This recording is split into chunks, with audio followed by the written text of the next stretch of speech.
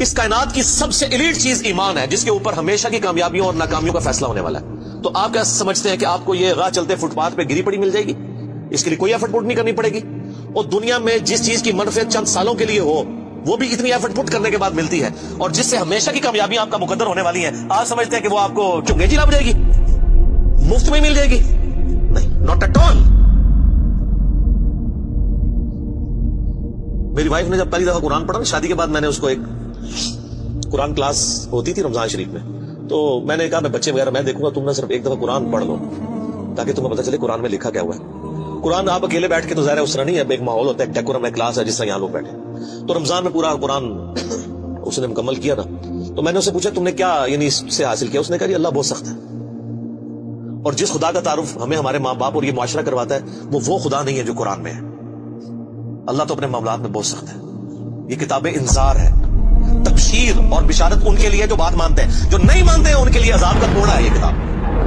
کیونکہ اللہ ہے نا، یہ کائنات اس نے اس لیے بنائی ہے کہ آپ جانوروں کی طرح کھائیں پیئیں، اولاد پیدا کریں اور مر جائیں. انسان کو اس نے اپنے لیے پیدا کیا ہے، پوری کائنات انسان کے لیے اور انسان کو اپنے لیے. وما خلقت الجن والانس الا ليعبدون. اچھا یہ جو بات ہے نا، ختم اللہ علی قلوبہم وعلی سمعہم وعلی ابصارہم، مہر لگا دی ان کے دلوں پر، کانوں پر، آنکھوں پر، پردہ ڈال دیا، اب عذاب ہی ان کو آئے گا. یہ آپ نے اگر بات سمجھنی ہے نا تو آپ پارہ نمبر 7 کے آخری صفحے پہ آ جائیں. سورۃ الانعام میں آیت نمبر ہے 110، 7ویں پارے کی آخری آیت، آپ کے یہ بلو والے قرآن میں 142 نمبر پیج کی آخری آیت 110 نمبر. وَنُقَلِّبُ أَفْئِدَتَهُمْ وَأَبْصَارُهُمْ، ہم پھیر دیتے ہیں ان کے دلوں کو اور ان کی آنکھوں کو، عقل اور ان کی آنکھوں کو، کہ وہ حق بات قبول نہ کریں. حق سے اللہ فرماتا ہے کہ میں ان کو حق سے اندھا کر دیتا ہوں. کما لم یؤمنوا به اول مرہ، جس طرح کہ انہوں نے بھی تو پہلی دفعہ جب ان کے اوپر حق کھلا تھا انہوں نے ایمان لانے سے روگردانی کی تھی نا، اب یہ چاہیں گے بھی نہ تو میں ان کو اسلام کی طرف نہیں آنے دوں. وَنَذَرُهُمْ فِي طُغْيَانِهِمْ يَعْمَهُونَ، اور میں ان کو چھوڑ دوں گا اپنی سرکشی میں بھٹکتے پھرے. وَلَوْ أَنَّنَا نَزَّلْنَا إِلَيْهِمُ الْمَلَائِكَةَ، اور اب اگر فرشتے بھی ان کے سامنے نازل ہوں، وَكَلَّمَهُمُ الْمَوْتَى، اور مردے قبروں سے نکل کے ان کے ساتھ بات کرنا شروع کر دیں، وَحَشَرْنَا عَلَيْهِمْ كُلَّ شَيْءٍ قُبُلًا، اور ہر چیز جن کا ان سے وعدہ کیا تھا ان کی آنکھوں کے سامنے آ جائے، قیامت بھی، عذاب بھی، سب کچھ بھی. مَا كَانُوا لِيُؤْمِنُوا، پھر بھی ایمان نہیں لے کے. یہ ہے سب کتابوں کا خدا. یہ نانی اماں، دادی اماں اور ماما نہیں ہے، یہ اللہ ہے. کتنی سختی ہے کہ فرشتے بھی. آپ مجھے بتائیں کسی سے مردہ نکل کے قبر سے کہے کہ میری تو پھیٹی لگ گئی ہے، آپ کو تو پوری زندگی نیند نہیں آنی ہے، لیکن اللہ فرما رہا ہے پھر بھی ایمان نہیں لے کے آئیں گے. کر لو جو کر، یہ اللہ کہہ رہا ہے. آمین.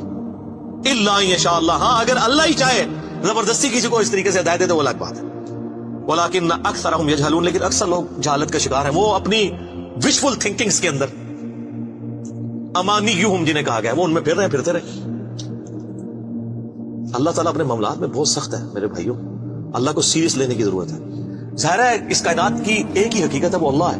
اگر اس کو کوئی سیریس نہیں لیتا تو اللہ تعالیٰ کے لیے کیا ہے؟ وہ تو اپنے نبی سے 3 دفعہ قرآن میں کہلوا رہا ہے، قل انی اخاف ان عصیت ربی عذاب یوم عظیم. اے نبی تم فرما دو کہ بالفرض اگر میں بھی اپنے رب کی نافرمانی کروں تو مجھے خود اس بات کا ڈر لگا ہے کہ بڑے دن کا عذاب مجھے بھی آ پکڑے گا. جی سورۃ الانعام، سورہ یونس، سورہ الزمر، 3 سورتوں میں یہ ایک آیت 3 دفعہ آئی ہے. آپ مجھے بتائیں جو آپ کو کہتے ہیں جناب ہم بخشوا لیں گے، ہم اپنے مریضوں کو لے جائیں گے، اور تو کھنگن نہیں دینا کسی نے ہوتے، تو یہ اس لیے کہ نہ انہوں نے خود قرآن پڑھا ہوا ہے اور نہ آپ کو پڑھنے دیں گے، ورنہ آپ کا دماغ کھل جائے.